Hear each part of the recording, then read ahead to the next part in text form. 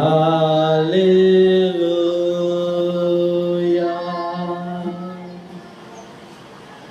Alléluia. Gloire à Jésus. Gloire à Jésus. Gloire à Jésus. Gloire à Jésus. Gloire à Jésus. Gloire à Jésus. Gloire à Jésus. Gloire à Jésus. Nous t'adorons, nous t'adorons, nous t'adorons, nous t'adorons, nous t'adorons, nous t'adorons, nous t'adorons, nous t'adorons. Gloire à Jésus, gloire à Jésus, gloire à Jésus, gloire à Jésus, gloire à Jésus, gloire à Jésus, gloire à Jésus, gloire à Jésus. Nous invoquons ce Dieu qui a dit qu'il ne se souviendra plus de nos iniquités. Nous invoquons ce Dieu qui a dit qu'il ne se souviendra plus de nos péchés. Nous invoquons ce Dieu qui a dit ne te souviens plus des événements passés. Car voici, j'ai destiné pour toi des choses nouvelles qui sont sur le point d'arriver. Éternel, nous plaidons ta compassion et ta miséricorde. Que le péché ne soit pas obstacle à tes plans dans nos vies. Que le péché ne règne pas dans nos cœurs. Que le péché ne règne pas dans nos pensées. Que le péché ne domine pas dans nos vies. Au nom de Jésus. Et s'il y a cependant un péché qui règne, nous l'imposons le règne du Christ par le nom de Jésus.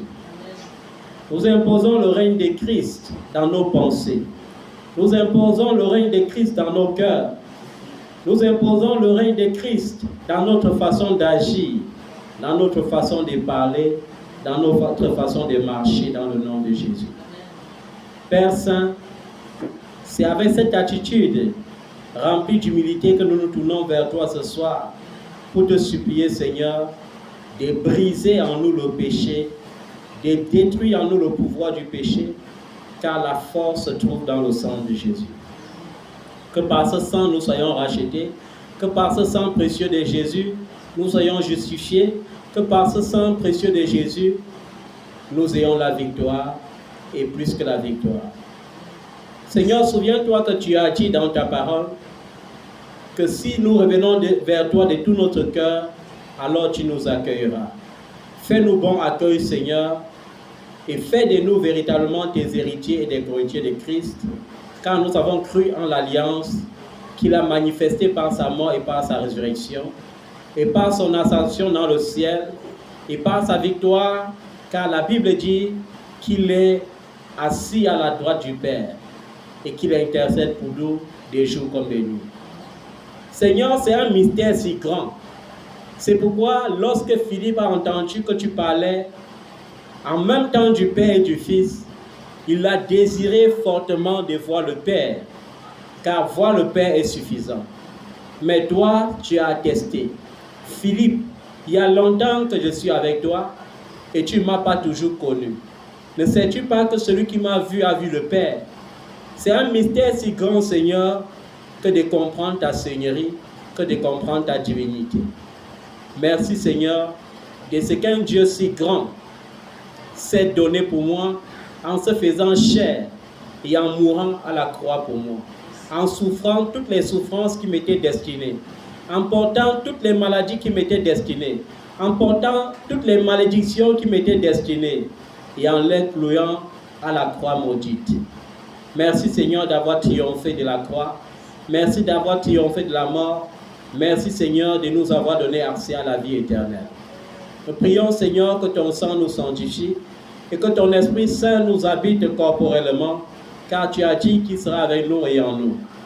Père, dans ta compassion, ne nous prive pas de ce précieux trésor qui est toi-même, manifesté en nous par le Saint-Esprit, car tu n'as pas voulu seulement mourir pour nous, mais tu as voulu vivre en nous et avec nous.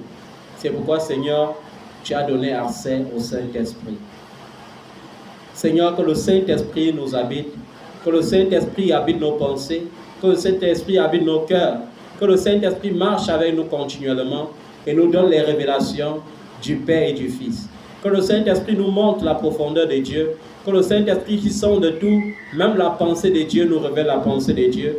Quels sont ses plans merveilleux, afin que nous demeurons dans ces plans merveilleux pour la gloire de Dieu dans le nom de Jésus. Père, merci parce que tu nous donnes d'être rassemblés ce soir. Tu as dit dans ta parole, là où 2 ou 3 sont rassemblés en ton nom, alors tu seras au milieu d'eux. C'est dans ton précieux nom Jésus que nous sommes rassemblés ici ce soir et nous implorons ta grâce afin que ta présence se manifeste, parce que c'est dans ta présence qu'il y a la joie, c'est dans ta présence qu'il y a la vie, c'est dans ta présence qu'il y a le délice éternel. Dans ta présence, nous voulons t'adorer. Dans ta présence, nous voulons te rendre grâce. Dans ta présence, nous voulons te confier ce mois d'avril. Oui, Père Saint, en tant qu'oracle de Dieu, par ton élection sur ma vie, je viens ordonner à chaque montagne que l'ennemi a dressée devant tes enfants de se rabaisser maintenant au nom de Jésus. Je viens commander que tout homme fort programmé par l'ennemi pour empêcher l'avancement de tes enfants soit lié et renversé dans le nom de Jésus. Père Saint, je viens proclamer dans la vie de quelqu'un ce soir que tout ce que tu n'as pas pu faire depuis janvier, février, mars, qu'en ce mois d'avril, que la grâce de Dieu te donne l'opportunité de faire de grandes choses. Qu'en ce mois d'avril, que la grâce de Dieu ouvre pour toi des portes de miracles. Qu'en ce mois d'avril, que la grâce de Dieu ouvre pour toi des portes extraordinaires. Qu'en ce mois d'avril, que la grâce de Dieu te propulse là où tu ne t'attendais pas. Que la grâce de Dieu t'élève à la dimension qui dépasse ton entendement et l'entendement humain. Au nom de Jésus de Nazareth. Oui, je viens dire à quelqu'un ce soir que rien n'est terminé. Je viens dire à quelqu'un ce soir que la grâce de Dieu se manifestera encore.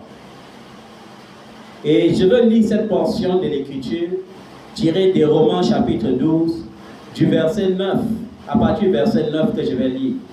Que la charité soit sans hypocrisie, ayez le mal en horreur, attachez-vous fortement au bien. Par amour fraternel, soyez pleins d'affection les uns pour les autres. Par honneur, usez des prévenances réciproques. Ayez du zèle et non de la paresse. Soyez fervents d'esprit, servez le Seigneur. Réjouissez-vous en espérance, soyez patients dans l'affliction, persévérez dans la prière. Et c'est surtout ce verset 12 que je veux partager avec quelqu'un ce soir. Oui, il faut que tu saches une chose, c'est que l'amour de Dieu est un bouclier. Ne cesse jamais de demander à Dieu de te remplir de son amour.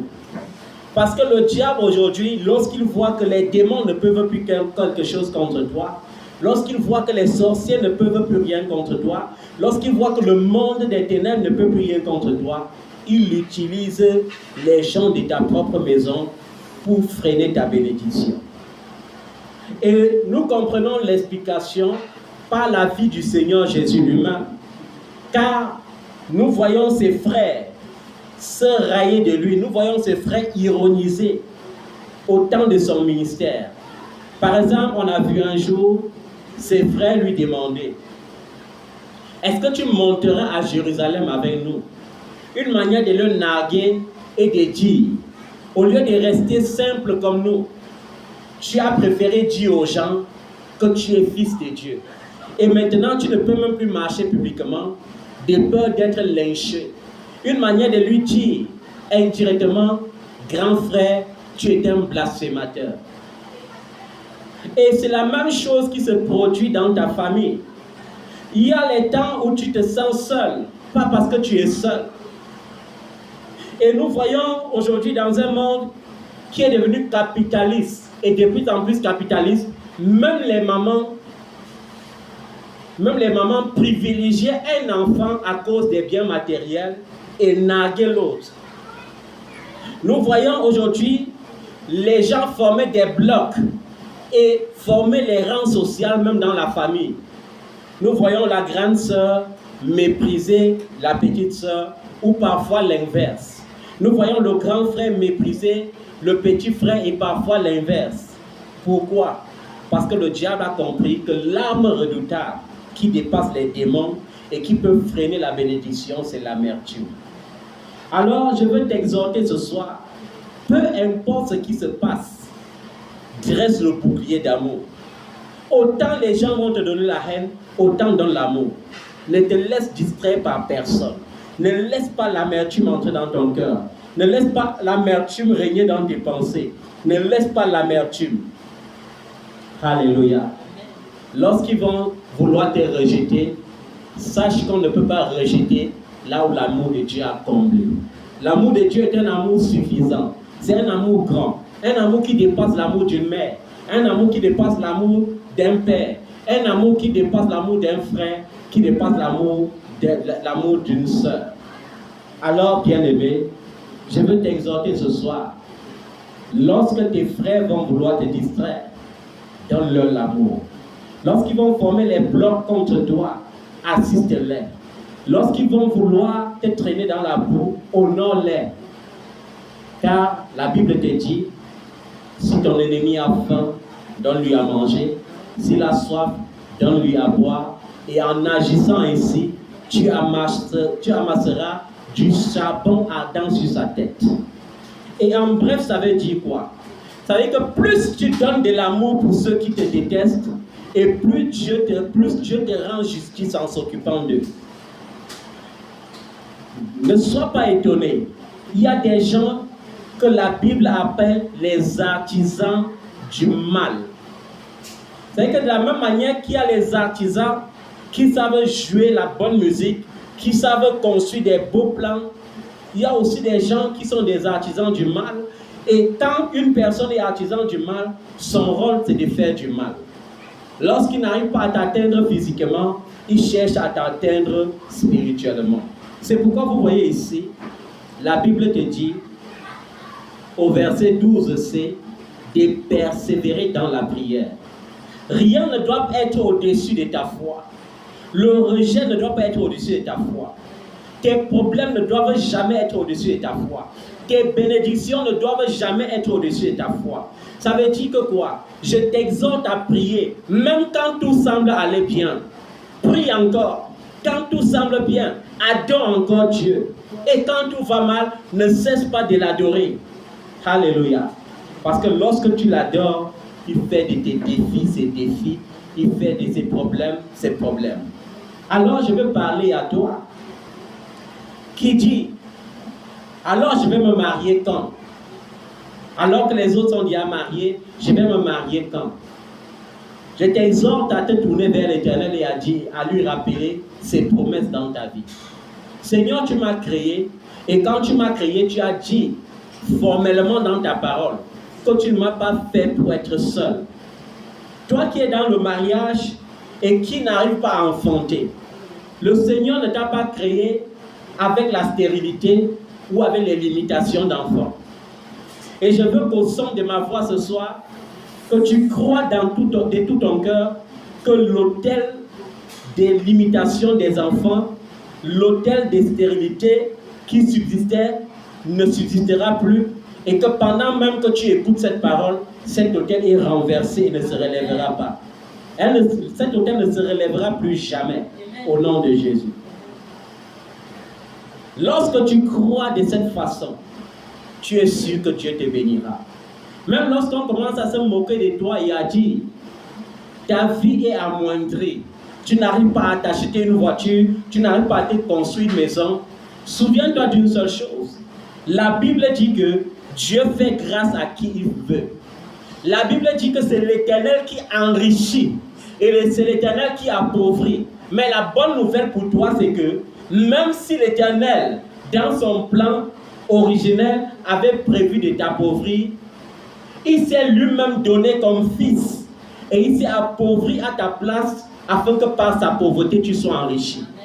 Et par cette parole, lorsque tu l'écoutes, commence à rendre grâce à Dieu parce qu'il te sort de l'ornière. Il te sort du ridicule. Il te sort de la pauvreté. Il te sort de la précarité. Parce que cette parole que tu écoutes ce soir est assez puissante et efficace pour renverser les autels de la pauvreté. Et cet autel est renversé dans le nom de Jésus. Je prie ce soir et je commande que tout manteau d'humiliation qu'il y a dans ta vie soit ôté dans le nom de Jésus. Je prie ce soir et j'ordonne que tout manteau de ridicule que l'ennemi a placé sur ta vie soit ôté au nom de Jésus.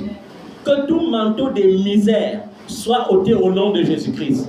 Qu'importe le problème, pendant que je prie ce soir, que ce manteau te quitte au nom de Jésus et que tu sois revêtu du manteau de gloire. Parce que Jésus, une fois mort et ressuscité, t'a introduit dans la gloire. Lorsqu'il est monté au ciel, la Bible dit, il s'est assis sur le trône élevé. Et il t'a fait asseoir sur les trônes élevés avec lui. C'est pourquoi tu peux dire fièrement, Dieu est mon Père, alors je ne manquerai de rien. Dieu est mon Père, alors je ne craindrai aucun homme. Dieu est mon Père, alors je ne craindrai ni les terreurs de la nuit, ni la peste et la contagion qui frappent en plein midi. Je ne craindrai pas les flèches de l'ennemi. Parce qu'il a dit, et je crois en cela, que 1000 tomberont à ma gauche et 10 000 à ma droite. Mais rien ne m'atteindra. De mes yeux, je regarderai et je verrai la rétribution des méchants. Alléluia. Et cette parole devrait t'amener à comprendre combien tu devrais t'enraciner en Jésus, mettre ta confiance infinie en Jésus et ne rien craindre parce qu'il est le Dieu qui élève. Laisse-moi te dire une chose. Même si aujourd'hui, tu es encore locataire, même si aujourd'hui, tu n'arrives pas à joindre les deux bouts, même si aujourd'hui, tu n'arrives pas à avoir un compte bancaire fourni, tu ne peux pas manger ce que tu veux, tu ne peux pas te vêtir de l'habit somptueux que tu veux. Laisse-moi te dire une chose, cela n'est qu'une réalité, ce n'est pas la vérité. La réalité ne sera jamais la vérité et la réalité ne triomphera jamais de la vérité. La vérité, c'est que Dieu t'a déjà dit, et tu dois écouter cela ce soir, je t'ai béni de toutes sortes de bénédictions spirituelles dans les lieux célestes avec Jésus-Christ. De la même manière que tu es riche dans le ciel, tu seras riche sur la terre. De la même manière que tu es béni dans le ciel, tu seras béni sur la terre. De la même manière que tu brilles dans le ciel, tu brilleras sur la terre. Pendant que je prie ce soir, s'il y a quelqu'un qui s'est assis sur ta destinée pour t'empêcher de briller, alors je commande par le nom de Jésus que cette femme forte, cet homme fort soit lié et renversé au nom de Jésus. De la même manière que Goliath venait contre David avec la lance et le javelot, et de la même manière que ni la lance de Goliath ni son javelot ne pouvaient atteindre David, je viens proclamer que parce que tu te lèves au nom de l'Éternel des armées, tes ennemis sont terrassés maintenant. Et l'Éternel élèvera ta tête au-dessus de tous tes adversaires. Je dis, il élèvera ta tête au-dessus de tes adversaires. Écoute-moi. Pas 5 mois ne seront accomplis dans cette année que déjà tes détracteurs deviendront tes admirateurs. Laisse-moi te dire une chose. Lorsqu'il y a une foule qui se rassemble pour se moquer de toi, ne prends pas cela en mal. Ne t'attriste pas, mais réjouis-toi dans ton cœur, parce que plus il y aura l'adversaire, plus la foule se constituera en adversaire, plus la foule se constituera aussi en acclamateur. Parce que Dieu t'a créé pour être acclamé et tu seras un sujet d'acclamation dans le nom de Jésus. Il a dit qu'il fera de toi un prodige pas aux yeux seulement des gens de ta famille, mais aux yeux des nations. Il a dit et il a confirmé. Et ce Dieu que nous prions ce soir, c'est le Dieu qui a attiré Esther. Esther ne surpassait pas en beauté toutes les filles vierges dans le royaume d'Assyrie. Mais Dieu a fait en sorte qu'Esther les surpasse en grâce. Et je viens de déclarer que tu surpasseras tous ceux de ta génération en grâce au nom de Jésus. Ils ont des plans pour toi, mais le plan de Dieu est spécial et c'est le plan de Dieu qui s'accomplira pour toi. Le plan des frères de Joseph, c'était de voir l'amour du père de Joseph diminuer pour Joseph. Mais même lorsqu'ils ont simulé la mort de Joseph, le père de Joseph n'a pas cessé de l'aimer. Alléluia. Le plan des frères de Joseph, c'était de le vendre comme esclave pour qu'il aille mourir. Mais le plan de Dieu, c'était que Joseph arrive en Égypte et règne sur l'Égypte pour prendre soin même de ses propres frères qu'il avait détestés et vendus. C'est pourquoi je t'exhorte à dire à Dieu de remplir ton cœur de ce genre d'amour, afin que le jour que tu seras élevé, que tu ne te souviennes plus des blessures que te causent tes frères, que te causent tes soeurs, que te causent tes cousins, que te causent tes cousines, que te causent tes tantes, que te causent tes oncles. Mais que tu te souviennes de la faveur que Dieu t'a donnée gratuitement, de la faveur qu'il t'a donnée gracieusement, d'une faveur que tu n'as pas méritée et que tu commences à t'occuper d'eux comme Joseph s'était occupé de ses frères. Amen. Ils seront dans la frayeur, mais tu dois les rassurer comme Joseph avait rassuré ses frères. Parce que lorsque ses frères l'ont reconnu, ils ont paniqué. Ils ont cru qu'il allait se venger d'eux. Mais qu'est-ce qu'il a dit?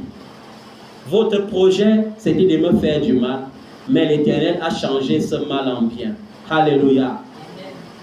Tu verras si tu crois, tu verras la gloire de Dieu. Si tu crois, tu verras la gloire de Dieu. L'antidote de l'échec, c'est la foi. Il faut croire. Alléluia. Crois en ce potentiel. Et laisse-moi te dire une chose. C'est dans l'adversité même que la vraie gloire se construit. Les gens qui n'ont pas connu l'adversité et qui sont dans la gloire, j'appelle ce genre de gloire éphémère. Il faut que lorsque ton témoignage sera raconté, qu'elle soit capable de transcender les générations. Parce que si nous lisons la parole de Dieu aujourd'hui, si nous augmentons la foi, c'est parce que nous voyons comment Dieu a marqué les générations passées par sa fidélité. Nous voyons comment par sa fidélité, il a donné l'enfant à Abraham alors qu'Abraham était dans sa vieillesse. Nous voyons comment dans sa fidélité, il a changé le nom de Sarah alors qu'elle s'appelait Saraï. Il lui a donné un nouveau nom plus beau, un nouveau nom qui venait avec la bénédiction, le nom de Sarah. Et je crois que l'Éternel changera le sobriquet que les gens donnent à ta situation. Il changera la situation. Il inversera les rôles. On a vu Élisabeth qui était vieille, qui ne s'attendait plus à avoir un enfant, mais qui n'a pas cessé d'adorer son Dieu, qui n'a pas cessé de servir Dieu. C'est pourquoi lorsque Zacharie, dans sa vieillesse, est parti en tant que souverain sacrificateur dans le lieu très saint, l'ange l'a visité et lui a dit: ta femme t'enfantera un fils et tu lui donneras le nom de Jean. Et ma prière pour toi, c'est que tu ne doutes pas. Parce que Zacharie, la bénédiction était tellement grande qu'il n'a même pas cru en l'ange. C'est pourquoi l'ange l'avait frappé d'un esprit muet et lui avait dit: tu ne parleras plus jusqu'à ce que cette prophétie soit totalement accomplie. Il faut croire, bien-aimé. Il faut croire dès aujourd'hui. Et dès demain, tu verras la gloire de Dieu. Il faut croire dès aujourd'hui. Et dès demain, parce que quand je dis demain, les gens pensent que demain est long. Tout à l'heure, c'est déjà demain. Puisque tu ne connais pas ce qui se passera tout à l'heure. C'est pourquoi Dieu nous dit de ne pas nous inquiéter du lendemain. Ce sont les inquiétudes qui sont un blocage. Parfois, ce ne sont même plus les démons. Parfois, ce ne sont même plus les sorciers. Parfois, ce n'est aucun homme fort. Mais c'est tout simplement parce que tu doutes. C'est tout simplement parce que tu murmures contre Dieu. Aujourd'hui, beaucoup d'enfants de Dieu murmurent contre Dieu. Et vous savez, Dieu déteste tellement les murmures. Parce que les murmures causent la errance. Le peuple d'Israël voyait la fidélité de Dieu. Ce Dieu qui était capable de marcher devant eux comme un rocher pour leur donner de l'eau pure. Ce Dieu qui était capable de marcher devant eux comme une colonne de feu pour les éclairer la nuit. Ce Dieu qui était capable de les guider en journée comme une colonne de nuit. Ce Dieu qui était capable de leur donner la viande en abondance dans le désert. Ce Dieu qui était capable de les faire marcher des centaines de kilomètres sans que leurs pieds ne s'enflent et sans que leurs habits ne s'usent. Ils voyaient tout cela, mais au moindre désir, au moindre manquement, ils murmuraient contre Dieu. Mais pour toi, bien-aimé, lorsque tout semble dur, lorsque les épreuves semblent perdurer, commence à compter les bienfaits de Dieu et mets-les devant tes yeux. Lorsque tout devient dur, commence à te rappeler du jour où l'Éternel t'avait fait sortir du trou, où l'Éternel t'avait fait sortir de ce voile obscur qui empêchait que tu sois vu, qui empêchait que tu sois connu, qui empêchait que tu brilles. Parce que, je vais te dire une chose, les gens ont tendance à apprécier beaucoup plus la lune et apprécient parfois mal le soleil. Pourquoi? Parce que le soleil chauffe. Et non seulement le soleil chauffe, le soleil ne te permet pas de le fixer, ne serait-ce que 2 secondes. Mais la lune que tu apprécies et qui brille et qui semble belle, elle dépend de la lumière que le soleil lui donne. Parce que tant que le soleil ne reflète pas sa lumière sur la lune ne brillera pas. Alléluia. Donc laisse les gens parler, les gens auront toujours à parler, mais rien n'empêchera au plan de Dieu de se réaliser pour toi. Rien n'empêchera. Le plan des hommes n'est pas le plan de Dieu. Le plan de tes parents pour ta vie n'est pas le plan de Dieu. Le plan de tes cousines, de tes cousins pour ta vie n'est pas le plan de Dieu. Ils vont souhaiter l'échec, mais l'Éternel a déjà programmé la réussite. Ils vont souhaiter la pauvreté, mais l'Éternel a déjà programmé l'abondance. Ils vont souhaiter la mort, mais l'Éternel a déjà programmé la vie et tu vivras et tu raconteras les merveilles de l'Éternel. Alors, bien-aimé, si tu crois en cette parole, mets-toi sur tes pieds et commence à remercier le Seigneur. Commence à bénir le nom de Jésus. Commence à compter ses bienfaits dans ta vie. Compte les bienfaits de Dieu, mets-les tous devant tes yeux. Tu verras en adorant combien le nombre en est grand. Compte les bienfaits de Dieu, mets-les tous devant tes yeux. Tu verras en adorant combien le nombre en est grand. Compte les bienfaits de Dieu, mets-les tous devant tes yeux. Tu verras en adorant combien le nombre en est grand. Il faut avoir l'attitude de David, bien-aimé. David avait des ennemis, il était déclaré ennemi d'État. Il n'avait plus de place nulle part en dehors, dans les casernes, dans les cavernes, dans le désert. Il habitait au milieu des serpents et des scorpions. Mais au lieu de craindre les serpents et les scorpions, il avait confiance en l'Éternel. Et au lieu de pleurer, la Bible dit qu'il salmonisait. Salmoniser veut dire qu'il regardait l'avenir et il se moquait de l'avenir. Il regardait les serpents et il se moquait des serpents parce qu'il avait confiance. Il savait que les serpents ont été créés par l'Éternel et que l'Éternel ne laissera aucun serpent, aucun scorpion l'envenimer. C'est pourquoi, au plein désert, même sans subsistance, David a pris plutôt son cymbale et son comor et a commencé à dire: l'Éternel est mon berger, je ne manquerai de rien. Alléluia. Et c'est comme ça. Lorsque tu vois que tout va mal, ne laisse pas la tristesse t'envahir. Parce que la tristesse est la clé du blocage. La tristesse est la clé de l'échec. Mais la joie, c'est un ingrédient qui favorise la grâce de Dieu. C'est un ingrédient qui bâtit les grands miracles. Lorsque tout va mal, laisse la joie du Seigneur envahir ton âme et commence à l'adorer. Commence à compter combien de fois il t'a tiré des défis. Combien de défis tu as relevés à l'Éternel et mets-toi seulement à l'adorer. Et en l'adorant, tu verras sa gloire descendre dans ta vie. Parce que c'est dans la louange et l'adoration que parfois la gloire de Dieu descend et touche ta vie. Alléluia. Que les bontés de l'Éternel se révèlent pour toi et que la paix de Dieu qui surpasse toute intelligence garde toujours ton cœur et tes pensées en Jésus-Christ. Amen. Est-ce que tu peux acclamer le nom de Jésus? Est-ce que tu peux le célébrer? Est-ce que tu peux célébrer ton miracle? Est-ce que tu peux célébrer ton miracle? Est-ce que tu peux adorer le roi des rois? Merci Jésus pour ta bonté. Merci pour la guérison. Merci pour ta faveur. Merci pour l'abondance. Merci pour ta protection. Au nom de Jésus.